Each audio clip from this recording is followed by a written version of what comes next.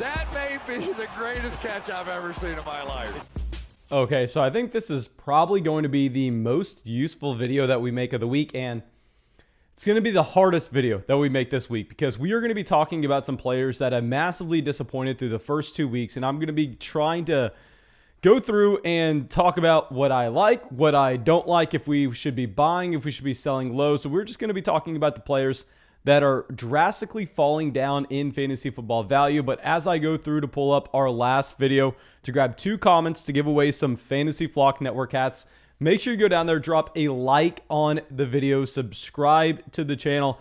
Most importantly, drop that comment to make sure that you are entered in to win a Fantasy Flock Network hat. I mean, y'all know that I have approximately 1 million of these. It's embarrassing how much space they're taking up in my apartment, as well as all the shipping boxes. So we're going out and we are getting them out ASAP.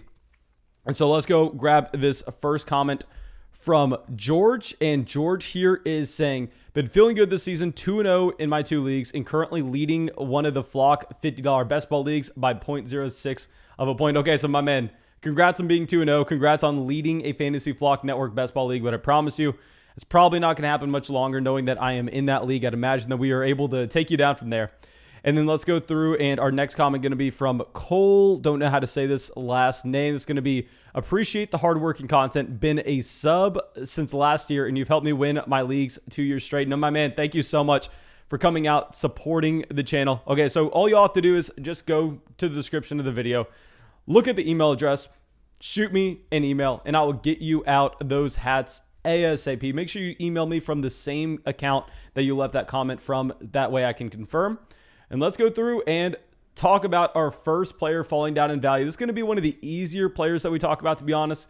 This is going to be Brandon Iuke. Okay, so obviously with Iuke here, I mean, this is someone that you could say has been the most disappointing player that was drafted inside the top 5 rounds of the entire draft, because it's not like, I mean, you had it as a situation where he's Travis Etienne, he's Gus Edwards, he gets injured and he's out for the rest of the year. I mean, no. With Brandon Iuke, he's been out there playing. I mean, he's been out there running routes, getting snaps played, and just no production to go along with it. It's been very alarming where he's had, keep in mind, in week 1, 0 targets, 0 receptions, 0 yards, 0 touchdowns. He had nothing. And he was actually outplayed by Trent Sherfield. And then in week 2, he comes out. And, I mean, it's mathematically impossible to talk about the improvement that he made from week 1 to week 2, because it literally more than 100 times better. He jumps up to getting 1 reception for 6 receiving yards, 2 targets as well. Now with Brandon Nyuk, what I really want to be focusing in on is the hamstring injury that he was dealing with leading up to week 1, where we know that he wasn't practicing at all that week going up to week 1. And I mean, I kind of fell for it, where we got the reports coming out of San Francisco saying, oh no, Brandon Nyuk, he's fully healthy. He will be out there. He will be playing. We just wanted to make sure that he was resting and not practicing just from a precautionary standpoint. No idea why we were willing to just completely ignore everything and just buy into those without question. I think that we honestly probably should have been significantly more skeptical about those reports. But since then, I mean, I think that it's safe to say that this hamstring issue with Brandon Nyuk has not gone anywhere yet. Now, of course, I mean, it's disappointing to see it linger for 2 weeks in a row. And we have to kind of draw a line in the sand at some point on when we have to say that maybe this isn't the hamstring issue. Maybe this is a Brandon Nyuk issue instead. Because, of course, it can't be week 10 of Brandon Nyuk coming out and getting 1 reception for 6 yards and me saying, oh, no, don't worry, it's just a hamstring. We have to try to draw a line somewhere on it's now or never for his production. And I think that line for us is going to be probably either week 4 or week 5, where if we get to week 4 and he is still going through and just being nothing close to startable for your fantasy teams, then we have to maybe just ignore the injury and say maybe this falls a little bit more on Brandon Nyuk himself. Maybe he's never going to be 100% for 2021. So it's one of the hardest questions to answer. But I think with Brandon Nyuk, I mean, our stance has to remain solid for now, that this is a player that based on this injury, you can't consider starting Brandon Nyuk until we see a healthy game, until we see Nyuk come out and command more than 6 targets in this offense. But the question is, how long do we hold on until we just have to cut bait. I mean, obviously you're not getting anything for him in trade right now. I've had some questions out in the live streams that we do every single night, and some people asking me, well, Mason, are we cutting Brandon Ayuk for Rondale Moore? And I'm sitting here going, no, you can't cut Brandon Ayuk just yet. But the question is, at what point are we? At what point are we just having to say enough's enough? Obviously, you're not getting to put him on the IR as he is out there playing games. I would say probably the line for us to just sound the alarms and scream that it's an emergency with Brandon Ayuk is week 4. And if we go through the first 5 weeks and Brandon Ayuk does not look like a startable player by that point, then I think we potentially look to move on, because we just can't have a roster clogger on our bench for the entire season. It's one of the hardest questions to answer right now. And of course, it really comes down to your league size and the options on the waiver wire. But please let me know what you think in the comment section. What week are you drawing the line in the sand and saying, you know what, Brandon, it doesn't matter if it's the hamstring injury. It doesn't matter if it's a lack of talent. We need to see something else. Okay, so now our next running back has been the running back 28 so far on the season. And I liked him in drafts this year. This is Antonio Gibson. Okay, so Antonio Gibson as the running back 28. Now you're looking at him in week 1 with a very nice workload. I mean, week 1, it was a beautiful workload of 20 carries, 5 targets out of the backfield as well, 90 total yards. Now, one thing I want to really look at with the 5 targets out of the backfield for Antonio Gibson is the fact that none of those came in obvious passing down situations. I mean, it was very similar to what we had at the end of last season, where Antonio Gibson, we know he can draw targets out of the backfield. We know that's definitely in his skill set, but the usage in the offense doesn't necessarily have him as someone that's going to be playing in the 2-minute drill. That's someone going to be playing on third downs. And I have to admit, I came out and I wanted to draft Antonio Gibson aggressively at the beginning or the middle of the second round this season, based on the idea that he could take that job from J.D. Mckissick, that he could take that role as a former collegiate wide receiver. I mean, going into his second year playing the running back position, we would assume that he would be a much better pass blocker, and we would assume that he would be a naturally better wide receiver, or at least receiver out of the backfield, than J.D. Mckissick, given his athleticism and given his history in college. Well, I think those were probably the correct decisions to be just taking a shot at the elite level upside based on his profile. But for now, we have to take the new data that we have in that this J.D. Mckissick role really isn't going anywhere. I mean, with J.D. Mckissick, he is still going to be that guy on third downs. He is still going to be that guy in the 2-minute drill, which of course has to change your overall outlook on Antonio Gibson, where in week 2, he comes out, he gets 13 carries, 2 targets out of the backfield. I mean, he has a great day on the ground with his efficiency, because we know Antonio Gibson is a dynamic running back when he has the ball in his hands. But the problem is when you have J.D. Mckissick in there in the 2-minute drill, and I mean, at the end of the first half, you actually had J.D. Mckissick with this offense the entire time. They get down to the red zone, and J.D. McKissick's still in there. J.D. McKissick ends up getting the goal line rushing touchdown, which of course wouldn't happen if it's just a regular game flow scenario. I think that at that point you would have Antonio Gibson in. But the problem is, just whenever you get to the goal line, if it's the 2-minute drill, they're going to keep J.D. McKissick. They're going to keep J.D. McKissick in there. There's no reason to go and switch that package ASAP, knowing that the majority of the goal line running back efficiency is going to be dictated by the offensive line and not necessarily the running back themselves. So even if Antonio Gibson is a 5% better running back at the goal line than J.D. McKissick, overall, it doesn't make a massive difference, knowing that, the offensive line is going to be the main factor on if that goal line rush actually gets through. So Gibson, it's just concerning, because we know that if he's not playing on third downs that often, if he's not playing the 2-minute drill, his receiving game usage is going to be limited. And also knowing it's in the range of outcomes for J.D. McKissick to be vulturing away some rushing touchdowns, it's disappointing. You have to lower down Antonio Gibson in your rankings. I mean, you have to move someone above him like DeAndre Swift that we talked about in yesterday's video. For now, with Antonio Gibson, I think we have to hold him based on the value that I've seen people trading him away for in the live streams. I think y'all are honestly selling a little too low at this point, but definitely has to be falling down our rankings. And now let's go over to a running back that, surprisingly to really nobody that knew what was going on, does not look good this year. James Robinson, week 1, 5 carries, 6 targets, 54 total yards. Splitting that backfield almost 50-50 with Carlos Hyde. I know a lot of people want to say, Mason, it all came at the end of the game where it was garbage time. No, Carlos Hyde was getting the touches in the first quarter. It wasn't until the very end of the first quarter until James Robinson got his first touch.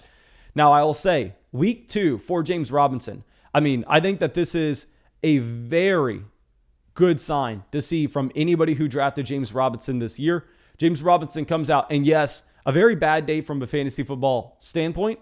But if you're looking at the breakdown and opportunity in this backfield, it was very encouraging where he has 11 carries, 3 targets, 64 total yards. Now, the fantasy production just wasn't there at all, just because this Jacksonville Jaguars offense has looked atrocious. And that's something I was not expecting. I was expecting, yes, that Urban Meyer was going to be a pretty bad head coach.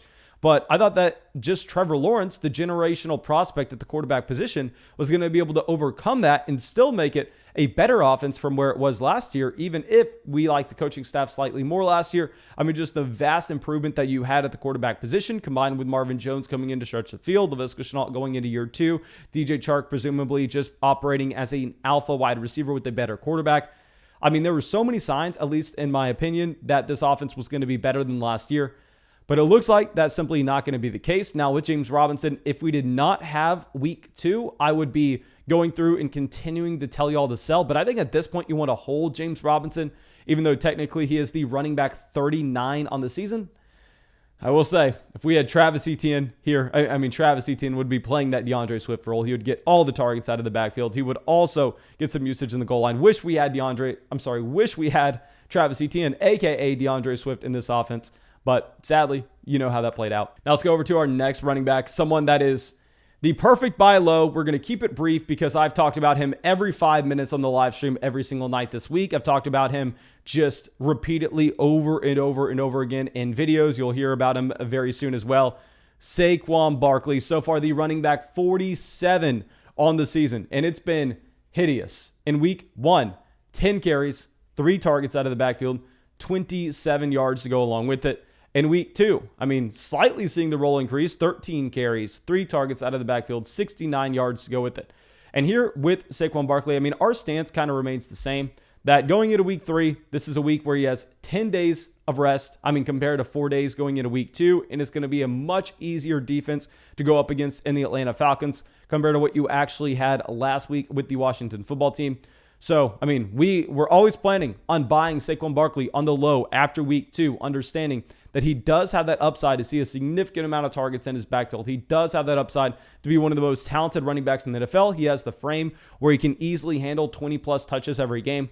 So I'm hoping that we get just the training wheels taken off of Saquon Barkley in what should be a very nice matchup this week. So you don't need me to say it for the 10,000th time this week already, but we're going to go say it again. Buy Saquon Barkley. And if Saquon Barkley has a bad week, I mean, I don't know. Leave your opinion down in the comment section what I should be doing, because we'll have to go out and do some kind of just humiliating punishment. I don't know what it would be, but I mean, we're putting all our eggs in that Saquon Barkley basket. Now, our next player is going to be going back to the wide receiver position here, where let's talk about Allen Robinson. Allen Robinson has been very bad through the first 2 weeks, where week 1, I mean, it looked just perfectly fine with Allen Robinson. He had 11 targets, 6 receptions, 35 receiving yards. Yeah, not great for Allen Robinson, a stud wide receiver, to go under 10 fantasy points. But let's go back to week 1. Remember, he played the Los Angeles Rams. He went up against Jalen Ramsey. So this is a situation that I was really willing to just give him an overall pass. And in week 2, he comes out and gets outproduced by Darnell Mooney of all wide receivers. Here, Allen Robinson doesn't even really have much volume to go along with it. He has 4 targets, 2 receptions on this offense, 24 receiving yards, and I'll say he kind of saves his day with a receiving touchdown as well. I mean, just barely cracking 10 fantasy points in week 2. Now, Allen Robinson, I think you have to be moving him down your rankings based on the small glimpse that we got into Justin Fields this past week. And with Justin Fields, I want to highlight the fact that there is a difference between this coaching staff going, you know what, Justin Fields is ready. I mean, let's bench Andy Dalton. Let's put Justin Fields in there, versus Andy Dalton suffering a knee injury, and then all of a sudden they really have no option but to go with Justin Fields. I think there's a significant difference between those two scenarios that we can't be overlooking. So I'm worried about Justin Fields. I will say, from a fantasy football standpoint, you love Justin Fields with the rushing upside that he has, as well as just the fact that, I mean, we know that those rookie quarterbacks, that they have that rushing upside, and opposing NFL defenses don't have game film on them. They can come out, they can start extremely hot. I mean, that's why I cannot wait until we get Trey Lance in here. But for now, Justin Fields, while we like him for fantasy, I think the question has to center around the overall passing volume in this offense if Fields looks as bad as he did in week 2 going forward. Now, yes, in week 2, it was a spot where, he got thrust into a game plan not necessarily built around him, but still, it was an easy defense to go up against. Don't want to be making too many excuses for him. So let's see what we have from week 3, Justin Fields. There we can make some rash decisions on Allen Robinson. Now our next player is going to be at the tight end position. This will be George Kittle. Now with George Kittle here mainly being used as a run blocker in this San Francisco 49ers offense, of course, you do not like to see it, but in week 1, 5 targets, 4 receptions, 78 receiving yards. So a perfectly fine week, but keep in mind, this is a week where you actually had the 49ers dropping 1,000,000 points against the Detroit Lions. And this overall production doesn't necessarily look that impressive if you keep that context with it. And also, we really have to focus in on the fact that George Kittle coming away with, let's also just go into week 2, 17 receiving yards. So through 2 weeks, George Kittle has roughly about 95 receiving yards on the season. And keep in mind, Brandon Ayuk has not done anything. So we are going to be expecting Deebo Samuel to significantly regress, given the fact that, that George Kittle is going to be taking up a higher percentage of this team's targets. But also, Brandon Ayuk coming in may make it where George Kittle can't just go from a tight end seeing 4 targets a game to all of a sudden a tight end seeing 7. And I think that does have to concern us just slightly.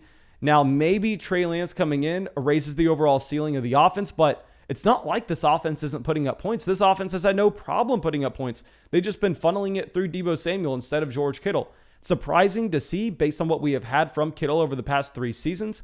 We definitely had to move him down in tiers where we actually had our rankings before the season. We had Kelsey at 1, Waller at 2, and Kittle at 3, but we actually had Waller and Kittle in the same tier where we had to move Kittle down to the tier that had TJ Hawkinson, Kyle Pitts, Mark Andrews, now Rob Gronkowski as well.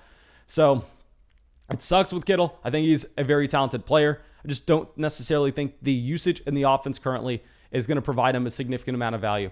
Now our next player is actually going to be a pair of teammates. Let's go over with Laviska Shenault and DJ Chark. Now we're going to keep this very brief because we already kind of discussed this with James Robinson. I think the struggles with both DJ Chark and Laviska Shenault have more so been centered around the overall struggles with this Jacksonville Jaguars team, where that DJ Chark was working his way back from that injury, where he really got limited run with Trevor Lawrence in the preseason. No run with Trevor Lawrence in the preseason, limited run with Trevor Lawrence in training camp. Laviska Shenault also suffers a shoulder injury this past week, but it looks like Shenault should be good going forward. But they're falling in value based on the fact that they've had very slow starts to this year, based on the fact that Trevor Lawrence, for whatever reason, just looks like an average NFL quarterback with a horrendous offensive-minded head coach trying to go through and maybe tank the Jacksonville Jaguars. I don't know what Urban Meyer's trying to do right now, but it's definitely not try to win football games. And I'm concerned with what we actually have from Laviska Shenault and DJ Chark. If you pull up our rankings, we've had to drop them down a considerable amount. And I really thought Lawrence was going to be a lot better than he is this year. Now, our next player will be Mark Andrews. Now, Mark Andrews, going back to the tight end position, we actually had him in the same tier as Hawkinson, and I had Mark Andrews clearly ahead of Kyle Pitts, where I was making fun of people who wanted to go with Kyle Pitts over Mark Andrews. At this point, if you check out our rankings, we're definitely going to have Kyle Pitts ranked ahead of Andrews because you're looking at Andrews. And while, yes, he has got 5 targets through the first 2 weeks each week, this is a tight end that you would expect the passing volume to be extremely high with no Rashad Bateman in this offense. With no Rashad Bateman, you'd assume that they're possibly using Sammy Watkins and Hollywood Brown to stretch the field. They're definitely going through and getting Mark Andrews a ton of targets underneath.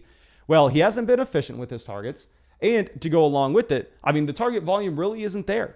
So Mark Andrews isn't providing anything for you at the current moment. And keep in mind, when Rashad Bateman comes back halfway through the season, then all of a sudden you could be living in a world where,